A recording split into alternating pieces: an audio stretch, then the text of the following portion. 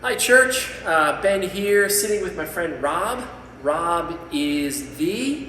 Director of Engagement, plus at Ironworks Church, your neighbor and also in your network. Yeah, so Rob and I are friends. We both work with young people. This is for today's Sunday school lesson. I'm doing something different. Rob and I were just catching up for lunch today, and I had an idea. And my idea was to make Sunday school lesson for today just a little bit different. I know that we normally track along with what the church is doing. We're sort of going to try to do that today, a little bit, because I know we're in Luke 8. For church, we've sort of been reading these scriptures together as a church through the week. And the one that we read, I think it was on Friday, was on Luke 8. Okay. And Luke 8 is the one where there is a woman or a girl who has been struggling with bleeding for 12 years. And no doctor could heal her. So she had seen all of the people of her day that were super smart. And they were like, oh, well, let me fix you. I envisioned them having those circles on their heads. I don't know when they came in to be a thing. Yeah. It could have happened, it may not have. I also would like to think they had the knee knockers where they just go. I'm not sure if those were big back then, but yeah.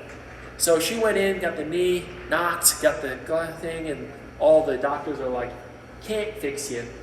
And so then she ended up finding Jesus. And if you read the scripture, she simply reached out her hand. Jesus didn't know it.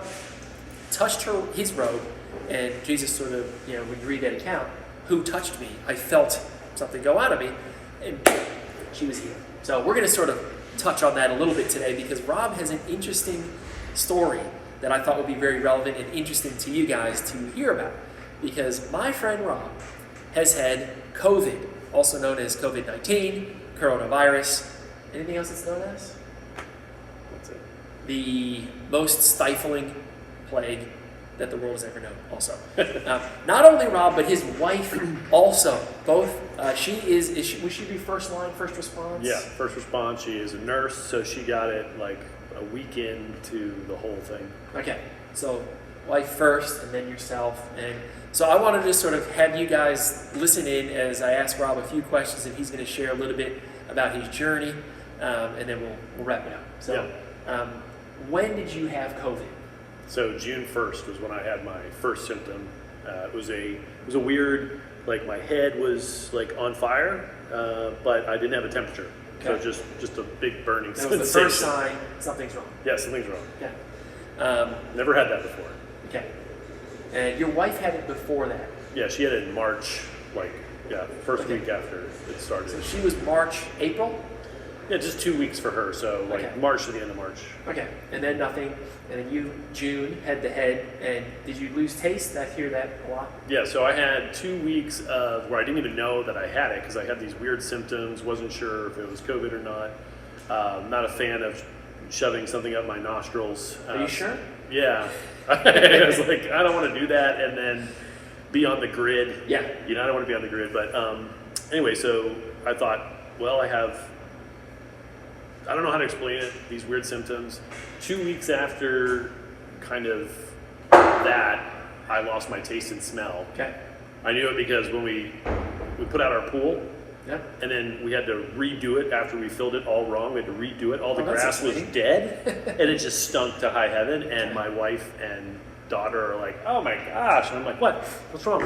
Everything's fine. Funny, okay. So I just knew it, and then... So that was 2 weeks after the first symptom. Okay. And then another 2 weeks later, still weird symptoms. And then after that, I went and got the Quest Diagnostics antibody test, positive for antibodies. Okay.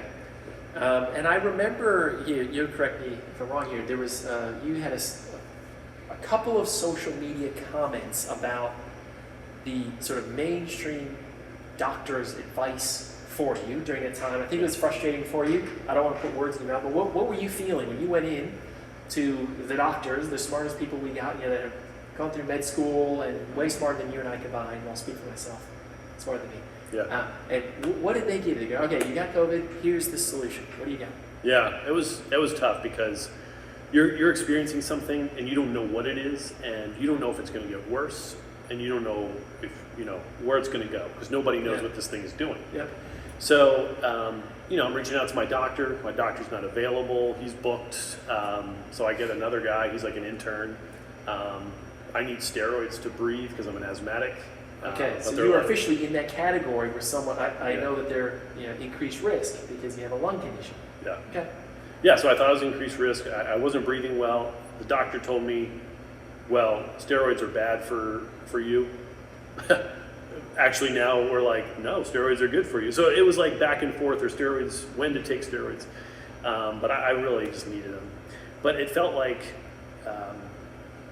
I just needed answers, and nobody had any answers. So I was willing to try anything. And to someone who's so you would say, like, I'll try anything, and they would say, good, but not say, okay, here, A, B, C. Yeah, they didn't know how to treat the thing itself. They could only treat symptoms, right? Yeah. And that wasn't really working. Yeah. So it was just very frustrating. I was just like, I don't care what it is, just give it to me so I can feel better. Okay. Where did that lead you? I mean, you feeling this way, where did that lead you? It really led me to just total dependence on God.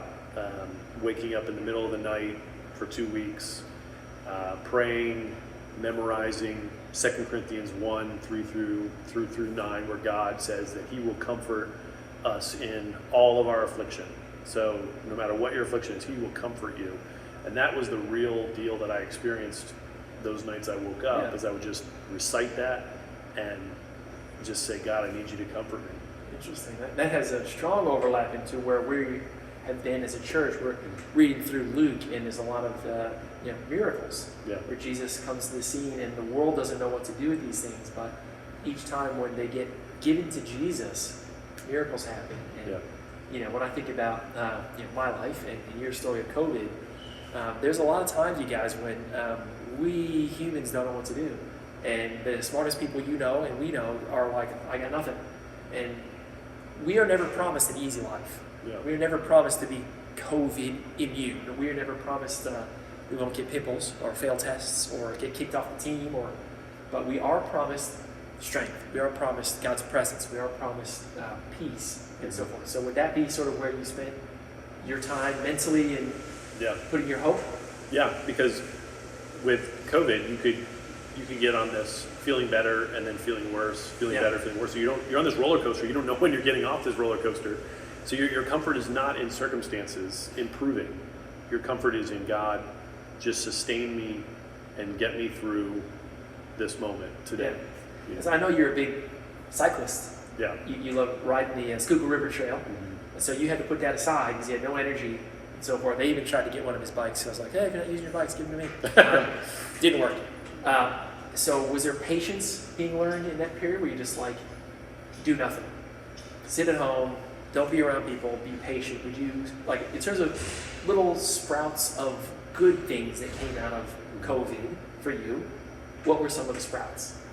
Yeah, I think, like Job, he said, I now know my limitations. And so living in limitations, I don't like being limited. And so unlimited. Yeah, that's me. Limitless. Yes. Good Netflix series, by the way. Yeah, right. But deals with drugs. Don't see it. Yeah. So yeah, I just didn't really. It was hard for me to submit to just walking, but now I love walking. Walk with the Lord, talk with people, listen to worship songs or whatever, just to be inspired. So just walking is awesome. But yeah, I had to find like a new rhythm, a new way to just hope and cope. Right. Mm-hmm. And I know, because we were just chatting over lunch, that Rob is in a good place now, fully done with COVID, has learned a lot from that journey, and in going to Jesus has really sort of learned a lot about where you find your strength and refuge. Yeah. And you guys, I know that some of that would apply to you, whether it is strength and refuge from COVID or school, homeschooling or virtual schooling that's driving you crazy, or as I mentioned earlier, pimples, or you're too tall for your own good, or too short, or it's one of these things that you just look at, you're like, no one can help me because I have this thing. Find your strength and your refuge in the Lord. And it's not that those things go away straight away. Like, you still had to do the quarantine and so forth that everybody else has to do. But God was with him in that. And guys, God will be with you, and I know that God can heal you. And the other thing you can do is that was birthed out of that time is you can check out a link. Maybe Ben can post it for you, but it's a link to the message that I preached at Ironworks that really was formed in me during those months of struggling. So I don't preach much at Ironworks. It was my first sermon, but well guided by my pastor, Darren. And so anyway, I want to have a look. I haven't seen it. Yeah. Okay, we'll post the link in the description. Yeah, great. Cool. Thanks, man. Be blessed. See you guys.